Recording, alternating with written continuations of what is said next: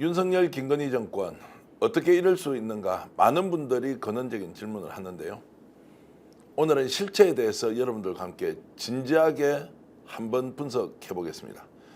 신용환 전 대통령 직속 청년위원장 나오셨습니다. 어서 오십시오. 네, 안녕하세요. 자, 이제 충격을 넘어서서 기정사실로 받아들이는 분위기입니다. 진짜 김건희 정권이었다라는 것에 이의를 제기하는 사람이 거의 없습니다. 그러면 구체적으로 들어가 보겠습니다. 자, 용산 이전 누가 주도했느냐, 이 말씀부터 좀 나누겠습니다. 누가 주도했습니까? 나온 녹취록에 보면 명태균 씨가 얘기를 하죠.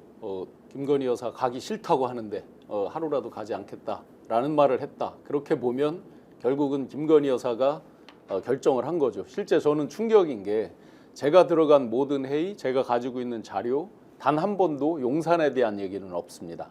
모든 건 광화문 정부종합청사, 그것도 거창하게 여러 가지를 이유를 댔습니다. 민관이 같이 합동으로 자유롭게 회의를 한다, 공무원들하고 스스럼 없이 소통하겠다 등등의 여러 이유를 대면서 결정을 광화문 정부종합청사로 했었기 때문에. 그런데 그게 불과 3월 10날, 그러니까 당선된 다음 날까지도 제가 본 걸로는 분명히 그런 문서인데, 그 다음에 3월 20날 대통령이 발표를 했다. 그 사이에 그렇다면 이건 체계적인 준비나 내용은 아니다. 누군가 강력한 사람이 마음을 바꿨든 뭐 말을 바꿨든 강력하게 바꾸면서 갑자기 뒤바뀌었다. 결국은 그게 지금 명태균 씨 말을 통해서 김 여사로 나온다.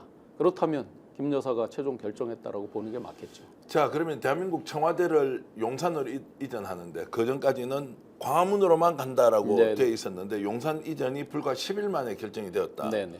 상상할 수 있는 일입니까? 일단 각종 정책들을 보면 정말 어떤 거는 6개월, 1년 이상 준비를 하고 또 더 긴 시간을 준비하는 것도 있고, 물론 짧게 하는 정책도 있습니다만 이건 천도잖아요. A에서 B로 옮겨도 천도죠. 예를 들어서 지금 청와대 자리에서 용산으로 옮겨도 물론 천도입니다. 그렇다고 그러면 천도라고 하는 것들을 말 한마디로 불과 한 약 일주일 정도 됐겠죠. 3월 한 14일 경까지 그런 움직임이 별로 없었다고 본다면 일주일 만에 천도를 할 수 있는 거냐? 그렇다 그러면 이거는 이미 우리가 풍수적이거나 무속적인 거 이런 것들을 많이 보고 있지만 결국은 보이지 않는 손에 의해서 강력히 뭔가 개입된 외부적인 부분들이 작동을 했다. 즉 권력 핵심들, 실질적으로 일을 하는 분들의 검토가 없었다. 이건 말도 안 되는 처사다. 결정이다라고 생각을 합니다. 자, 의혹을 제기하는 수준을 넘어서 네네. 누가 그러면 개입했을 것이냐, 김건희 여사 개입을 좀 우리는 확신을 갖고 얘기해도 되는 거 아닙니까? 실제 제가 이제 뭐 자료를 제가 갖고 있는 거를 다 보고 대표님과도 같이 이렇게 상의를 드렸듯이 가지고 있는 모든 자료에는 분명히 정부종합청사입니다. 네. 그렇다고 그러면 갑자기 이 정도로 아주 급박하거나 정말 뜬금없이 결정을 한다? 그는 뭐 무속적이거나 더군다나 풍수적인 말까지 곁들여서 한다? 김건희 여사밖에 없겠죠.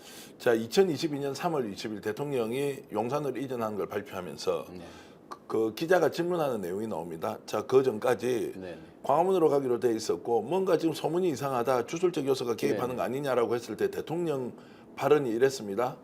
광화문 청사가 아니라 대안도 같이 검토를 했다. 그래서 그럼 검토라는 게 뭐냐? 공식적 라인에서 검토를 해야 되지 않습니까? 대선 캠프든 아니면 인수위 구성 단계이든 아니면 대통령이 직접 대국민에게 질의응답을 하는 그 자리의 자료이든 어디에도 용산이라는 게 나오지 않습니다. 근데 대통령 대안으로 검토했다고 하는 것을 어떻게 이해해야 합니까? 전혀 이해할 수가 없습니다. 왜 그러냐면 대안으로 만약에 용산이라는 거에 용자가 나왔다라고 한다면 저희가 모르진 않습니다. 최소한 3월 10일 날 특히 제가 같이 고민하고 공유했던 자료 중에 보시면 당선됐을 때 대국민 기자회견할 때 뭐라고 답변할까를 고민했잖아요. 그러면 대안이 있었다 그러면 거기에 대안이라든지 전환이라든지 대체라든지 뭔가 그런 광화문 정부종합청사를 딴 데로 바꾸는 것에 대한 뭔가 힌트가 될 만한 단어 하나라도 있어야 되는 거잖아요. 단 한 번도 제가 들어간 회의나 제가 목격한 거에서 그런 것도 없었고 문서에도 없습니다. 그렇다 그러면 모르죠. 자기들만의 아는 뭐가 예를 들어 별동대에서 오랫동안 검토했다 이렇게 말을 하고 싶겠지만 아무리 그렇다고 해도 공식적인 라인에 안 들어올 수는 없다. 기본적으로 전혀 들어온 걸 본 바가 없다. 그러면 나중에 사후적으로 말을 맞춘 것밖에 더 되느냐. 그리고 또 실제 옮기는 데 있어서의 그 졸속을 보면 알죠. 예를 들어 그렇게 오랫동안 검토했다 그러면 이렇게 졸속으로 뭐 수방사 부지로 뭐 합참이 간다, 국방부가 뭐 몇 군데로 나눠져 있다 이렇게 될 리가 없겠죠. 자, 그러면 대선 캠프에 윤석열 대선 캠프의 정책총괄본부장이 원희룡 전 국토부 장관이었습니다. 네네. 그 원장관 직원에서 정책 조언을 했지 않습니까? 네네. 혹시 원장관이 자 대선 캠프에서 네네. 그 운동 기간 안에 이 용산 이전과 관련된 부분을 단 한 번이라도 언급한 적이 있습니다. 단 한 번도 없습니다. 근데 본인은 자 언론에 나와서 원래 청와대 이전은 내가 주도했고 1월 초에 제안했고 1월 27일 날 대통령이 발표했다. 네, 그 정책적 맞습니다. 그것까지 입안을 맞습니다. 본인이 했다. 네네. 라고 이제 지금 주장을 하고 있습니다. 이 광화문 부분은- 총사로 가는 거를 본인이 이제 했다라고 하는 거니까 예. 그까지 맞는 말입니다. 네. 그까지는. 다만 지금 국민들의 의혹을 갖는 건 손가락으로 다 달을 가리키고 있죠. 왜 갑자기 예. 용산으로 갔느냐를 가리키는데 지금 대통령실 이전을 했다. 지난 정부에서도 했던 걸 못했던 공약만 하고 못했던 것을 우리는 해냈다. 지금 이렇게 이제 완전히 호도하게 되는 거죠, 이 부분은. 자 공식적 라인에서 이제 이렇게 검토한 바가 없는데 결국 열흘 만에 급조된 형태에서 용산 이전이 결정났다. 네. 자 오늘은 저희들이 천공이 어떤 말을 했는지 또는 백재건이 왜 거기에 갔는지 명태균이 어떤 말을 했는지 이것은 좀 제쳐놓겠습니다. 네네. 본질은 보수 정권 정권 교체의 열망을 안고 정권을 만들어냈는데 이들이 처음 보여준 모습이 용산 이전과 관련된 김건희 여사의 개입이었습니다. 자 이런 걸로 본다면 우리가 알고 있는 보수 정권이 원래 공적 채널을 이렇게 작동시키지 않고 그냥 이렇게 급조된 또는 주술적 요소 대통령 배우자의 일방적 결정을 그대로 수용할 만큼 허약하냐 아니면 이렇게 말도 안 되느냐라는 질문을 드리면 어떻게 대답하시겠습니까? 아주 근본적인 거로 답을 할 수 있을 것 예. 같습니다. 그동안 보수의 자부심이 무엇이었나? 대한민국 70여 년 민주화 역사 중에서 약 55년 정도를 집권을 했습니다. 약 15년 정도를 빼고 나머지를 다 집권을 했는데 그러면서 이분들이 가장 강력하게 내세우는 게 안정성 그리고 시스템에 의한 어떤 경영, 국가 경영 이런 부분들을 강조를 했었죠. 그런데 지금 그들이 내세웠던 또 강조했었던 시스템에 의한 국가 경영이나 이런 것들은 아예 없는 거죠. 어떻게 보면 창의력이나 어떤 순간적으로 어떤 새로운 창의력으로 순간적으로 뭐를 바꿔나가고 하는 건 소위 진보 계열에서 더 강하다고 생각을 했고 그렇게 이야기들을 했었습니다. 그런데 지금 갑자기 이게 창의적인 건지 모르지만 갑자기 끼어드는 아이디어 준비되지 않은 아주 졸속 이런 것들로 갑자기 채워졌다. 이것은 기존에 보수에서 내세우던 가치, 철학과도 전혀 맞지가 않는 것이죠. 자, 그래서 이걸 이제 보수 정권으로 보느냐 아니면 아주 이상한 형태의 윤석열 정권이 정말로 만들어졌느냐라고 했을 때 이 보수 정권의 속성으로 일단 좀 규정을 해 보겠습니다. 네. 자, 그러면 보수 정권인 윤석열 정권의 국정 운영 종합 성적표 네. 지금 2년 반을 이제 지나고 있습니다. 네네. 어떻게 점수를 매길 수 있습니까? 제가 한 가지로만 예를 들면 바로 점수가 나올 것 같습니다. 제가 이제 생방송 경제 생방송 앵커를 했습니다. 부산 엑스포 특별 방송에 대한 이야기에 주문이 있어서 제가 부산 엑스포의 유치 가능성을 여러 군데 물었을 거 아닙니까? 용산에 있는 분들 그리고 총리실에 있는 분들 등등등 해서 물었을 때 굉장히 놀라운 답이 왔습니다.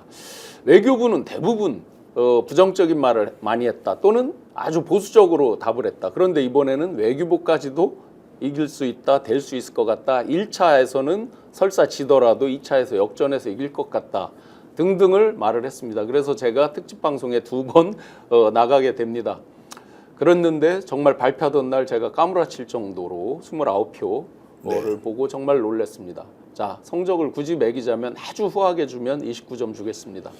자, 이제 이 말씀은 결국 국정 운영의 난맥이 본인의 실력들이 결국에는 낙제점 이하로 지금 이제 매겨질 수 있는데요. 그러면 다시 말씀드리면 왜 이런 결과가 왔을까? 모든 시스템이 무너졌다. 아까 시스템의 안정성을 굉장히 중시하고 강조를 했는데 결국 시스템이 무너졌다. 뭐냐면 직언할 수 있는 체계가 안 된다.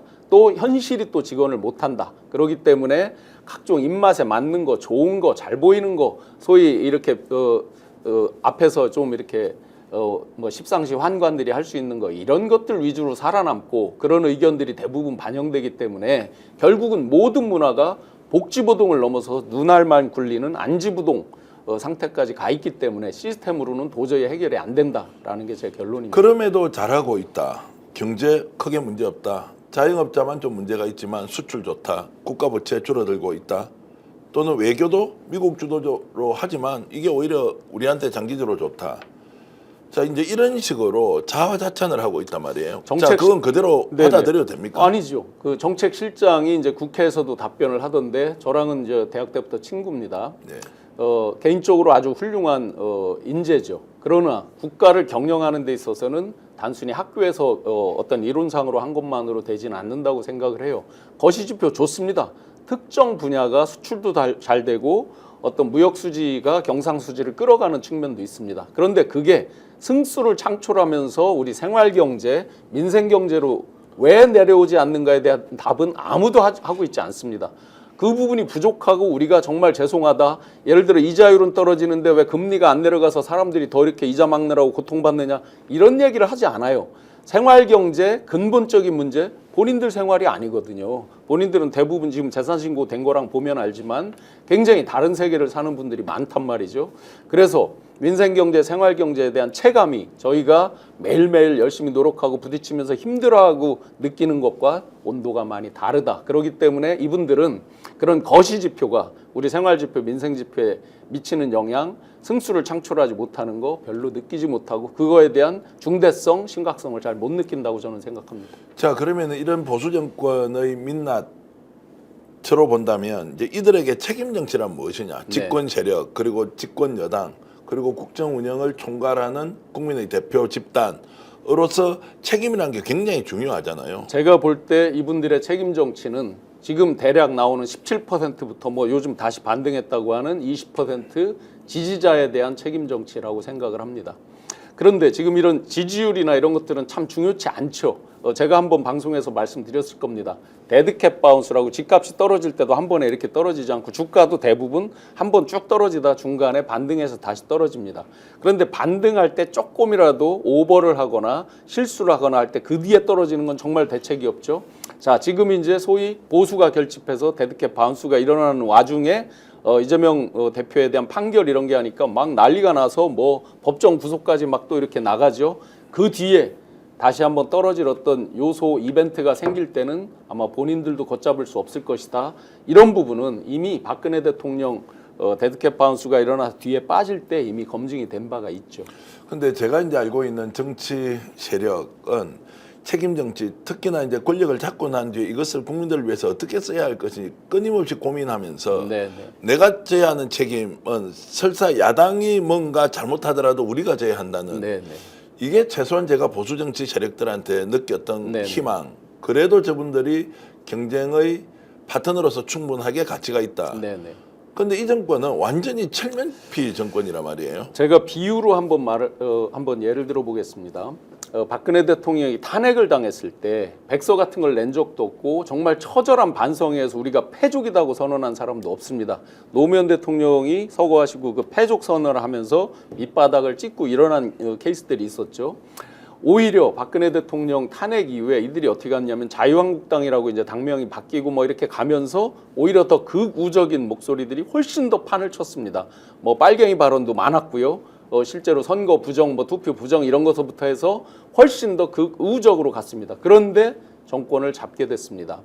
이 부분에 대해서 이분들이 여전히 오만한 마음이 있는 거고 또 한 가지는 예를 들어 보면 제가 신라 천년 집권 DNA라고 이제 비유적으로 표현을 쓰는데 오랜 시간 집권을 해본 경험이 있습니다. 그러다 보니까 유사시에 여차하면 대릴사위라도 데려다가 후보를 만드는 거죠. 자, 2017년부터 19년까지 어땠습니까? 이런 XX 감히 우리 박근혜님을 하면서 서초동 그 검찰청 앞에 근조 리본이 엄청나게 판을 쳤었죠. 그러다가 19년, 20년을 지나면서 어떤 반대적인 현상이 일어나면서 갑자기 이제 후보로 급부상하기 시작합니다. 그때 어땠습니까? 일종의 이제 대릴사위를 드리는 것인데 갑자기 대릴사위가 문을 박차고 들어옵니다. 내가 이 집 주인이요. 이준석 대표가 어디 지방에 가 있을 때 입당을 하시죠. 그러면서 갑자기 주인이 됩니다. 아무 저항감 없이 받아들입니다. 그리고 대권에서 정권 창출을 합니다. 여기에서 오는 어떤 그 심리적인 오만함이 분명히 묻어 있다. 즉 바닥 패족까지 안 치고도 다시 집권할 수 있다. 그게 지금도 작동을 해서 이렇게 권력이 무너지고 보수의 근본적 가치와 철학이 무엇이냐에 대해서 근본적으로 국민들이 묻고 있는데 그런 거 필요 없는 거죠. 어떻게 보면 테크닉이 있는 거죠. 오랫동안 DNA처럼 있는 어떻게 하면 우리가 또 테크닉으로 정권 창출을 할 수 있다. 이런 부분이 앞선다고 저는 생각을 합니다. 이기면 끝입니까? 이길 수 있는 방법만 나오면 어떤 수단과 그리고 방법을 가리지 않는다. 저는 이해가 잘 안 되지 않는데 네네. 그러면 왜 정치를 합니까? 정치를 처음 하는 것은 국민을 위해서 내가 가진 실력과 그리고 경험을 충분하게 발휘해서 네네. 정말로 말 그대로 국리민복, 그렇죠. 저 국가를 이롭게 하고 국민을 백성들을 더욱더 잘 살게 하는 것. 네네. 그 초심은 원래부터 없었던 겁니까, 이 사람들은? 제가 보기에는 뭐 겉으로는 많은 포장을 했는데요. 지금 소위 보수의 많은 지도자라고 하는 분들의 면면을 한번 보세요. 예를 들어서 이런 얘기를 많이 하시죠. 지금 이 정도 박근혜 때 같았으면 벌써 탄핵당했어. 이런 얘기 많이 하시죠. 네. 그런데 제가 탄핵이 지금 탄핵까지 또는 특검이 안 되는 이유를 한 가지를 들으라 그러면 저는 보수 지도자들의 개인적 욕심이라고 단호하게 말씀드리겠습니다. 뭐냐면 국민이 만약에 먼저 있었다 그러면 예를 들어 임기 단축이든 뭔가의 대안을 먼저 얘기하고 바닥을 찍고 일어서는 게 그분들의 정상적인 행태였을 텐데 만약에 특검을 가면 거의 99% 탄핵 간다라고 생각을 하죠. 그러면 본인들이 대통령이 못 된다는 생각을 하는 거죠. 그는 예외가 없습니다. 그 누구도. 예를 들어서 지금 언론상으로만 보면 홍준표 지금 시장님 같은 경우는 일종의 후보를 뺏겼다는 거 아니에요. 예를 들어서 이런 보도 내용으로 보면. 그런데도 욕을 하거나 흉보지 않죠. 왜 그렇습니까? 한동훈 대표 지금 이렇게까지 왔으면 본인이 먼저 나서서 뭔가에 입 바른 소리도 하고 어떤 그런 견제 장치도 충분히 얘기할 법한데 왜 얘기하지 않습니까? 이들의 학습 효과는 좋은 쪽도 있고 나쁜 쪽도 있죠. 나쁜 쪽의 학습 효과가 너무 큰 거죠. 이렇게 해서 특검 갔다가 탄핵당하면 우리는 다 대통령이 될 수 없어. 그러나 결과적으로 보면 그건 다 개인의 욕심들이죠. 큰 틀에 저는 보수가 훨씬 더 크게 괴멸될 거라고 생각을 합니다. 아니 이분들이 정치를 처음 할 때 뭐 검사 출신이었던 예. 아니면은 정말로 본인이 뭔가 많은 경험을 가지고 있던 그 초심은 국민을 위한 거잖아요. 네네. 누가 보더라도 지금 현재 상황은 국민을 위한 정치가 무엇인지 네네. 대통령을 비판하고 규탄하고 바로잡아야 될 게 한두 네. 가지가 아니지 않습니까? 네네. 그런 초심은 원래 없었던 사람들입니까? 지금 보니까 전체적으로 보면 개인의 출세, 영달, 마지막 자기가 대통령이 돼야 돼까지 가는 걸 보면 처음부터 그런 훈련은 좀 덜 됐다고 생각을 하고요. 그다음에 집단적으로 보더라도 제가 이런 질문 한번 드려보겠습니다. 과연 지금 진보의 대주주는 누굴까? 보수의 대주주는 누굴까? 라고 제가 스스로 생각을 해봤을 때 진보는 뭐 요즘 이제 대통령, 역대 대통령 지지율 등등 하면 예를 들어 노무현 대통령, DJ 등등이 1, 2등 나오고 하잖아요. 과연 그러면 보수 진영의 대주주는 누굴까라고 했을 때 이분들이 마땅히 특정한 사람이나 가치, 철학을 이야기하지를 못하고 있습니다. 네. 그냥 오로지 예를 들어 TK 부울경 어떤 지역을 중심으로 한 패권 이런 거 위주로 많이 얘기를 하고 있습니다. 즉 이미 보수의 가치 철학을 이미 상실한 바 오래다. 그렇기 때문에 근본적으로 개인으로 그걸 투영을 해도 그런 가치 철학하에서 원칙을 지키면서 나가는 사람이 거의 없다. 유승민 의원 같은 분들 보고 지금도 배신자론을 얘기하잖아요. 그럼 다시 뒤집어서 보자고요. 그분이 국민에 대한 배신자였는가? 그분이 외쳤던 말씀이 과연 그랬는가를 지금 다시 돌아보면 보수의 가치 철학이 얼마나 무너졌는지 금방 알 수 있을 것 같습니다. 민주당 이재명 대표 또는 조국혁신당 조국 대표 야당을 공격만 하면 좀 심하게 제가 말씀드리면 개판을 쳐도 면죄부가 된다. 네. 보수 정치 세력들은. 네. 그게 보수 언론을 중심으로 이렇게 만들어가고 있지 않습니까? 네, 네. 또 일정하게 먹히고 있는 것 같기도 합니다. 좀 전에 제가 말씀드린 것은 본질에 대한 얘기죠. 예. 가치 철학. 지금은 이제 현상에 대한 예. 말씀인데 한번 현상을 놓고 보자고요. 판을 과연 동렬해서 본인들이 잘하는 것과 이재명 대표를 죽이는 것과 이게 무슨 상관관계가 있습니까? 원칙적으로 본다면. 이건 현상들이죠. 여기서 아무리 이재명 대표를 죽인다 한들 본인들이 잘못하면 국민들은 여전히 더 분노하고 이분들을 가라앉히게 군수 민주로서 가라앉히게 엎을 수가 있는 거죠. 결국은 아무리 상대방을 공격하고 밟고 한다 한들 본인들이 잘못하면 물론 약간의 지지율의 상관관계는 있을 수 있지만 과연 근본적인 이 현상만 가지고 본인들이 집권을 계속 연장한다? 저는 있을 수 없다고 봅니다. 이미 대한민국 국민들의 수준은 이 수준을 훨씬 넘어서 높게 있다고 생각을 합니다. 그런데 차기 대권 주자라고 지칭되는 사람들이 이 대열에 다 뛰어들어 가지고 지금 우리가 뭘 잘못하고 있다라는 것을 솔직하게 고백하지 않고 오로지 이재명만 죽이면 된다. 이재명 공격, 민주당 공격, 국회에서 발목을 잡기 때문에 국정 운영이 안 된다. 한동훈, 오세훈 예외가 없습니다. 네, 한 말씀만 드리면 너무 심플하죠. 다 지금 말씀하신 대로 이들이 이렇게 공격을 하죠. 예. 근데 명태균 씨에 대해서 단 한마디 말도 못 하잖아요. 쉽게 보면. 그런 것은 왜 그렇습니까? 이분들이. 자신이 없는 거죠. 그러니까 오로지 상대방 밟고 욕하는 거. 그런데 제가 이상한 게 있습니다. 전통적으로 보면 야당이 여당을 발목을 잡고 뭐 앞길을 가로막는다 이렇게 표현을 했잖아요. 지금처럼 여당이 야당의 발목을 잡고 주저앉히려고 그러고 앞길을 가로막는다. 물론 그들은 의회에서의 폭거 뭐 이렇게 표현하지만 국민들이 느끼는 거에 이미 답이 있다고 보여지고 정당 지지율에서 이미 국민들의 느낌은 답이 있다고 보거든요. 지금처럼 야당 또는 야당의 지도자의 발목을 잡고 오로지 누구 한 명 없어지면 우리 세상이 계속된다.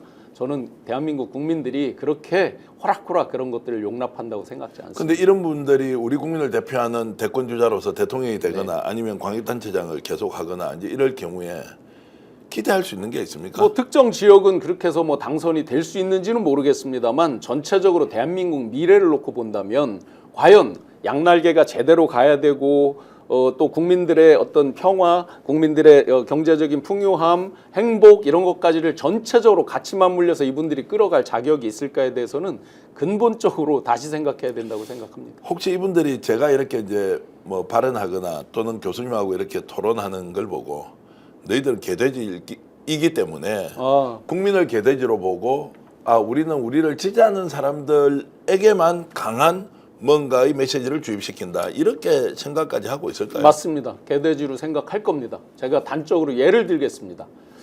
제가 이제 명태균 씨 거 보고서 부분을 공개를 하고 나서 4일인가 있다가 윤석열 대통령과 명태균 씨의 육성 통화가 공개가 됐고 그 뒤로는 뭐 지금 여러 가지들이 더 공개가 되고 있습니다. 그리고 11월 7일 날 대국민 이제 담화한지 방화한지 하여튼 담화가 있었습니다. 그날 뭐라고 했습니까? 분명히 그 며칠 전에 당신 육성이 나왔죠. 내가 기억이 안 난다 하죠. 또 많은 참모들이 이랬습니다. 바람소리가 들어가고 위변조된 것 같다라고 얘기를 했어요. 국정감사장에서도 그런 주장들을 펼쳤습니다. 자, 이게 국민을 개돼지로 생각지 않고 할 수 있는 발언들입니까? 개돼지로 평가하는 거 다 맞고요. 대놓고 거짓말을 해도 그리고 나서 뭐라고 평가들 했습니까? 그분들이 예를 들어 국민의힘의 많은 의원들께서 뭐라고 했습니까? 충분히 국민들에게 납득할 만큼 담화를 잘 했다라고 말씀들을 하셨죠.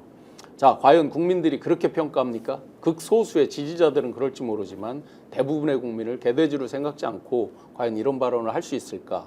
의문입니다.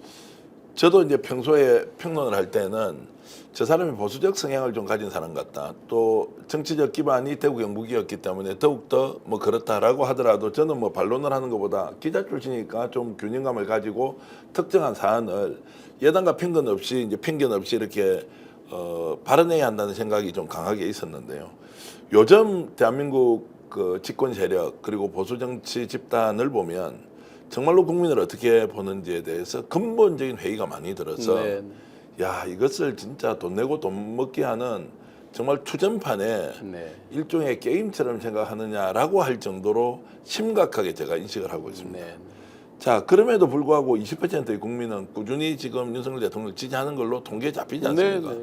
그럼 이 국민들은 어떤 국민입니까? 제가 아는 사람들은 이런 사람 좀 만나보고 싶다라고 하는데 자기 주위에는 정말로 20%가 있는지 도무지 알 길이 없다라고 하는데 어쨌든 있다고 생각하면 이 20%의 국민들은 어떤 성향과 그리고 정체성을 가진 분들입니까? 네, 뭐 대한민국 국민이니까 그 부분을 폄하할 이유는 전혀 없습니다. 그런데 그 부분의 허상에 대해서는 박근혜 대통령 철옹성 같은 처음에는 뭐 40%가 있다라고 얘기를 하다가 30%가 있다라고 하다가 20%가 있다고 하다가 나중에는 뭐 4%인가로 저기가 됐죠. 마지막 쪽에. 결국은 그 허상은 한두 가지 사람들이 정말 실망할 수 있는 포인트가 오면 바로 무너질 수 있는 허상이라고 생각을 합니다. 그런 20%의 국민을 믿고 나머지 국민들을 재단한다는 것이 얼마나 어리석은 일인가 하는 부분은 많은 역사적인 사실들을 통해서 충분히 대통령 및 그분을 둘러싼 많은 참모들도 이미 알고 있을 거라고 생각하고 굉장한 두려움 속에서 더 집착하는 경향들이 있겠죠. 점점 쪼그라들면서 그들에게 더 집착해서 매달리는 경향이 지금 있는 그런 현상이라고 보여집니다. 그 20%는 이제 바뀌지 않는 어떤 경우에도 민주당이나 소위 말하는 뭐 진보개혁 진영과는 절대로 손을 잡지 않겠다는 전혀 그렇지 않다고 봅니다. 그래요? 지난번에 이제 박근혜 대통령 탄핵할 때 보시면 박근혜 대통령을 탄핵을 근본적으로 누가 했는가라고 보면 최종 답은 보수 진영에서 한 예, 것이죠. 그렇게 보면 20% 허상으로 무너져서 4, 5% 되는 것도 하루 어떤 일장 춘몽처럼 어떤 이벤트에서 급격히 무너질 수도 있다고 생각을 합니다. 자, 아까 현상과 이제 본질에 대한 말씀을 하셨는데 현상에 대한 질문을 좀 하겠습니다. 그러면은 지금 보수 정치 세력은 이재명만 제거하면 정권 재창출할 수 있다. 여전히 그런 꿈을 가지고 있다고 보십니까? 수많은 보수 유튜버들의 나오는 지금 수많은 발언들을 보면 이미 그렇게 생각들을 예. 하고 있죠. 대안이 없다. 그리고 자기들끼리 분열을 해서 무너질 것이다 라고 생각을 하고 있죠. 그런데 과연 그럴까에 대한 부분은 아까 말씀드린 시대정신 부분이에요. 가치 철학 부분입니다. 사람이 무너진다고 그래서 아무리 그 사람을 무너뜨린다고 그래서 시대정신이 무너질까? 가치 철학이 무너질까? 이 부분에 답이 있다고 보고요. 하나 조금 더 거슬러 올라가 보겠습니다. 1789년 프랑스 대혁명이 있었죠. 그 대혁명에 많은 시민들이 환호성을 질렀습니다. 무너뜨렸다고. 그런데 로베스피에로라는 사람이 나타나서 중간에 이제 쭉 과도 기각하고 기요틴에서 처단되고 하는 과정을 통해서 간 것은 1793년 4년도입니다. 굉장히 지금 대한민국 사람들도 혁명과도 같은 시간을 한번 지나봤습니다. 7년 전에, 8년 전에.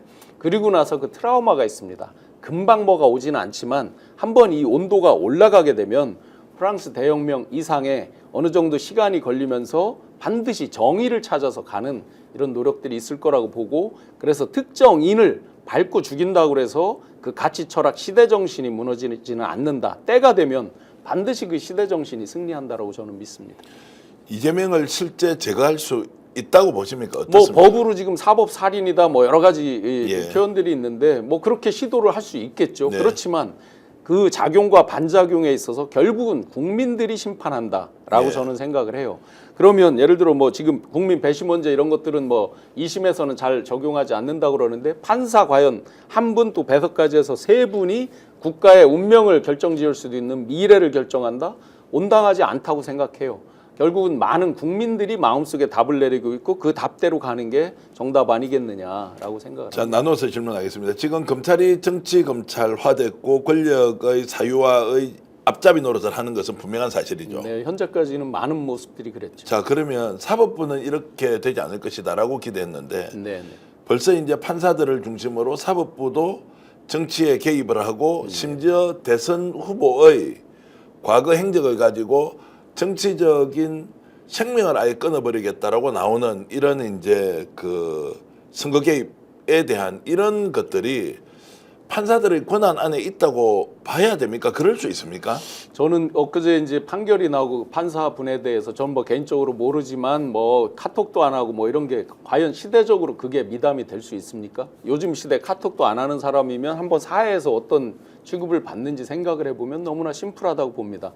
보편적인 인간의 그 감성, 그다음에 인간의 어떤 심리, 사회 보편적인 정서 이런 것들도 분명히 중요한 역할을 할 텐데 과연 판사분들께서 본인들이 보수 성향이다, 예를 들어서 보수화됐다 이런 것들로 우리 사회 전체를 또 대한민국 사회 전체를 또 앞으로 대한민국을 책임질 지도자들, 미래 일자리, 미래 일거리, 미래 먹거리를 다 관장할 사람들에 대해서 과연 이 법봉으로 재단을 할 수 있는 것인지에 대해서는 다시 한번 제도적 보완 같은 것들도 더 필요하다고 생각합니다. 구체적으로 제도 보완을 한다면 이제 어떻게? 그러니까 예를 들어서 이런 정치적인 사건에서 예. 미국과 마찬가지로 예. 예를 들어서 뭐 기피를 한다든지 유예를 한다든지 예. 여러 방법들이 있겠죠. 특히나 지금 많은 언론에서도 얘기를 하고 있지만 직접적으로 경쟁했던 상대방이잖아요. 예.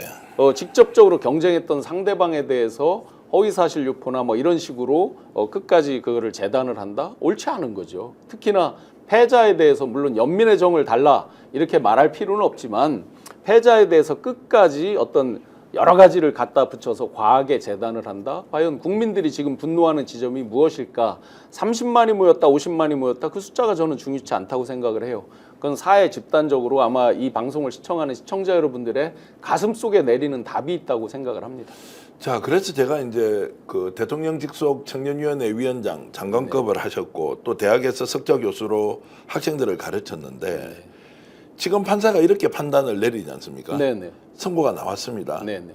자, 그래서 악법도 법이니까 이거 받아들여야 한다. 네. 라고 가야 됩니까? 아니면 이거 엉터리다 말이 안 된다라고 하면서 오히려 사법이 정치에 개입을 해서 특정 정치인을 죽이는 것에 대해서 정말로 분연히 국민들이 떨쳐 일어나서 저항하고 오히려 싸워야 하느냐, 이 부분 어떻게 보십니까? 사법 제도 자체를 완전히 부인할 수는 없다고 봅니다. 네. 모든 것들을 부정한다 그러면 대한민국의 골간이 무너지는 것인데, 그렇지만 예를 들어서 어떤 편견과 또는 왜곡된 사실 이런 것들로 판결을 했다는 게 객관적으로 분명히 나오는데도 예를 들어 항소심 이런 데서 받아들이지 않는다? 그렇다면 국민의 저항권이 발동이 돼야 되겠죠. 그런 경우에는 특히 이제 미국의 트럼프 대통령의 판결 대법원의 어떤 결정 이런 것들이 많이 영향을 대한민국에도 충분히 참고할 수 있다고 보거든요. 이렇게 대한민국처럼 양극단의 갈등이 많은 국가에서 경쟁 상대를 직접적으로 어떤 처단하기 위해서 많은 사법이 동원돼서 이렇게 간다? 이럴 때는 분명히 그런 미국과 같은 부분으로 약간의 버퍼, 소위 말하는 유도리라고 뭐 많이들 얘기하는 그런 부분을 두는 게 나중을 위해서도 바람직하지 않은가라고 생각을 합니다. 자, 전망은 불확실하지만 이제 이 문제를 어떻게 우리 정치권에서 또는 국민들이 민심으로 다루어 갈 것이냐는 굉장히 중요한데 일단 민주당은 차분하게 대응을 하자. 그리고 다른 재판도 결과를 보자라고 하는 것이고요. 또 일부에서는 이거 이대로 뒀다가는 큰일 난다. 결국에는 정권이 검찰을 동원해서 소위 말하는 기계적 법리를 가지고 강제시키면서 판사가 정해진 답을 낼 수 있도록 몰아갈 때는 현재의 법 체계상 불가능하다. 이거 뜯어고치기 위해서 대국민, 그러니까 국민이 오히려 저항권을 발동해서 가야 한다. 과거의 군사정권 시절에 집시법 구속되고 심지어 김대중 대통령은 사형 선고를 받았습니다. 그때는 법이 없었습니까, 대한민국에? 그 체계를 존중해야 됩니까? 자, 이런 이제 근본적인 질문까지 나오는데 조금 정치권에서는 특히 민주당을 비롯한 야당에서는 그래도 좀 지켜보자고 하는 것이 지금 끌어오르는 민심을 좀 받아안기에는 좀 부족하다는 생각이 듭니다. 소위 이제 탄핵이라는 말을 민주당이 직접 언급을 잘 안 하죠. 그 부분은 분명히 이제 비등점, 끓는 점에 문제가 있고 대한민국 국민들을 상대적으로 거꾸로 또 배려하는 측면도 있다고 봅니다. 왜냐하면 민주당 분들도 탄핵에 대한 트라우마가 저는 있다는 걸 많이 느끼고 있어요. 중도층은 말할 것도 없습니다. 국민의힘은 또 말할 것도 없죠. 그러다 보니까 그 트라우마를 일상화해서 어떤 정당이 먼저 꺼낸다는 게 굉장히 어려움이 있죠. 특히 어떤 최대 다수 당의 입장에서 그 말을 함부로 꺼냈을 때 뒤에 주워 담을 수 없다는 부분이 분명히 있어서 조심하는 측면도 있고, 또 사법체계를 전면적으로 부정하는 것 같은 최대 일당이 부정한다 이런 그 부분에 대한 역풍도 많이 이제 고려를 할 텐데, 제가 한 가지 이 농담처럼 말씀드리면, 만약에 지금 뭐 명태균 씨 거 수도 없이 나오고 여러 이벤트들이 나오고 있는데 이런 가운데에서 정말 국민의힘이 자기들이 봐도 굉장히 더 어이없어서, 지금도 어이없는 일이 워낙 많기도 하지만 도저히 이것까지는 우리가 커버하기 어렵다라고 했을 때 틀림없이 먼저 개헌하자고 나올 겁니다. 저는 볼 것도 없다고 봅니다. 왜냐? 원칙과 철학, 뭐 가치 이런 걸로 온 게 아니라 요령으로 지금 오고 있기 때문에 그때 요령은 가만히 있다 탄핵 당하느니 우리가 개헌으로 가자라고 분명히 저는 먼저 나올 거라고 봅니다. 그게 뭐 트리거라고 표현해야 됩니까? 아니면 스모킹 건이라고 해야 됩니까? 뭐 그런 이미 것은 어떤 계기로 올 것 같습니까? 이미 이제 트리거는 이 방아쇠를 당길 만한 것들은 많이 나왔죠. 스모킹 건 정도는 많이 나왔죠. 마지막 종지부를 찍는 어떤 한 방에 대한 부분이겠죠. 결국은 아마 많은 분들이 이야기하고 있는, 만약에 집권 이후에 명태균 씨와 통화가 직접적으로 나왔다든지, 지금 계속해서 부인을 해온 뭐 여론조사를 활용하지 않았다라고 계속했는데 그 활용한 걸 뭐 명태균 씨 녹취가 나왔다든지, 예를 들면 그런 것들이 나온다 그러면 과연 그 거짓말 부분을 어떻게 커버할 거냐? 더 이상 커버할 수 없다고 봅니다. 지금 이제 이런 상황에서 민주당은 어쨌든 대처를 잘하고 있다고는 보십니까? 아니면 좀 부족하다고 솔직히? 부족함도 있죠. 당연히 제가 보기에는 뭐 아까 말씀드린 대로 제1당이 화나는 대로만 할 수는 없다고 생각합니다. 그런데 국민들의 전체적인 마음과 대한민국의 미래까지를 고민하기 때문에 지금 이 정도로 저는 나온다라고 이해를 하고 있습니다. 소위 이제 성질 나는 대로 화나는 대로 해서 마치 뭐 옛날에 무조건 사람만 많이 모아서 뭐를 한다 이런 것도 바람직하지 않다고 생각하고, 국민들의 그 비등점 이 부분이 충분히 올라가고 있는 것들을 다 느끼고 있기 때문에 순리대로 충분히 커버할 수 있다고 생각을 합니다. 자, 아까 우리 이제 방송 준비를 하면서 뭔가 이제 좀 철학적인 부분으로 좀 접근해야 한다는 네, 것, 네. 이렇게 제가 좀 말씀을 듣고 저도 이제 이런 질문 드리고 싶습니다. 어찌됐든 대통령은 국가 경영의 네. 최선두에서 국민을 대표하는 사람이지 네. 않습니까? 그러면 배우자가 의견을 낼 수 있지만 네. 윤석열 대통령이 그 배우자의 의견에 대해서 관용하는 범위라는 게 존재해야 되지 않겠습니까? 네, 맞습니다. 자, 이것을 대통령직을 수행하는 정치인으로서 그리고 배우자의 역할과 관련된 부분으로 어떤 부분까지가 허용할 수 있고 지금 현재 가장 크게 잘못된 부분은 어떤 거라고 좀 규정을 하시겠습니까? 소위 이제 헌법적 가치에서 보면 수단의 한목적성 이런 게 있고요. 거기에서 이제 가장 또 대표적인 게 과잉금지 원칙이라는 게 또 있잖아요. 비례성의 원칙, 과잉금지 원칙 이런 게 있잖아요. 뭐든지 예를 들어서 영부인이라고 한다면 물론 영부인이라고 호칭도 안 쓴다고 했지만 영부인의 역할도 분명히 있을 것이고 뭐 백앤머리 송사라고 해서 집에서 어느 정도 조언을 한다든지 시중의 의견을 반영해서 얘기하는 게 있을 수 있겠죠. 그 부분을 완전히 뭐 막을 수는 없는 면이 있겠죠. 그런데 과잉금지 원칙 그게 과해서 국가 경영에 직접적으로 영향을 미친다든지 또는 지금과 우리가 겪고 있듯이 엄청난 부작용으로 온다. 헌법적 가치에 이미 위배되고 있는 거죠. 거기에다가 수단의 한목적성도 상실을 했잖아요. 정식 절차들을 거쳐야 되잖아요. 이게 수단이 정당하고 하려면 목적도 정당하지 않고 수단 절차도 정당하지 않다. 거기에다가 이미 국민들이 느끼는 과잉금지 원칙까지 위배가 됐다. 그러면 헌법상의 기본 원칙을 다 위배한 거네요. 이런 부분들은 어느 하나 저희가 구체적인 예를 들지 않더라도 이미 김 여사의 국정 개입이나 이런 것들을 통해서 많은 국민들이 왜 이렇게 화를 품고 국정 잘못한다 1등이 지금 왜 김 여사가 됐는지를 겸허하게 돌아보면 금방 답이 나온다고 봅니다. 자, 두 사람 중에 누가 더 잘못됐습니까? 아니 정말로 제가 이제 요즘 야 누구 때문에 나라가 이 모양 이 꼴이냐라는 질문을 했을 때 누구 때문에 이 모양 이 꼴이냐? 결국은 대통령은 우리 국민이 뽑은 대통령은 윤석열 대통령이죠. 예. 그렇다고 보면 아무리 옆에서 또는 주변에서 뭐라고 해도 본인이 컨트롤 타워로서 중심을 잡고 잘 국정을 이끌었어야 되겠죠. 그렇게 보면 뭐 누가 잘못됐다 하는 건 외적으로 법적으로는 분명히 대통령이겠죠. 자, 이것을 확인한 국민들은 그러면 임기를 보장해주고 그 임기 동안에 어쨌든 개선이 돼야 된다. 그리고 좀 더 미래지향적으로 바뀌어야 한다라고 계속 요구만 하고 있어야 합니까? 아니면 이제는 더 이상 용납할 수가 없다라고 딱 결론을 내고 그 답은 하나라고 봅니다. 엊그제 국민 담화 그리고 그 뒤에 골프 치러 간 것들 그마저도 거짓으로 해명을 하다가 들킨 점, 즉 너무나 많은 거짓말을 지금 해왔다. 그러니 국민들에게도 그것을 계속 참아달라고 할 자격이 이미 상실되고 있다라고 생각이 듭니다. 두 분 다 국가 경영의 자격이 없다 이렇게 봅니까? 이미 뭐 사람들이 분노하는 지점이 열심히 일했는데 퍼포먼스가 성과가 안 나올 수 있습니다. 네. 최선을 다했는데 장사하는 분들도 장사가 망할 수도 있죠. 열심히 새벽부터 밤까지 했는데 그러나 그것을 다른 핑계를 대고 뭐 맨날 집 나간 전 정권 씨, 전 정부 씨를 찾고 그거에 대해서 거짓말을 계속하면서 열심히 하지도 않았으면서 열심히 했다라고 한다든지 또는 눈에 완전히 보이는 것도 거짓으로 하면서 국민들에게 그걸 참아달라 이해해달라 이미 그 도를 한참 지났다고 봅니다. 그러면 이제 국민들은 이 정권의 자격이 없다라고 결론을 내리고 무능하다는 저는 이미 지나갔다고 보고요. 예. 무능에 대해서 묻는 게 아니다는 예. 거죠. 이미 생중계되고 있는 대국민 담화에서도 그게 거짓이 나왔다. 그리고 국민들이 뭘 사과하는지도 모를 정도의 사과가 있었다. 그 뒤에 뭐 골프 치는 것도 다 거짓 해명을 하고 뭐 기자를 잡아들이고 일종의 핑계를 달리댄다. 과연 이 부분에서 국민들이 그 수준을 지나지 않았다고 생각할 수 있겠습니까? 자, 판단을 그렇게 하지만 어떻게 책임을 물을 것이냐. 네. 이게 이제 정말로 활용점정처럼 마지막 하나의 눈을 그려내야 하는데 어떻게 책임을 물어야 아마 정치권에서는 이게 도가 지나쳐서 자기들이 감당할 수 없을 정도면 아까 제가 농담이라고 하면서 예. 말씀드렸듯이 먼저 개헌하자고 나올 겁니다. 예. 왜냐하면 자기들도 또 살아야 되니까 살기 위해 발버둥을 칠 테니까. 그런데 만약에 그런 상황이 왔는데도 만약에 무시하고 계속 거짓이 나왔다.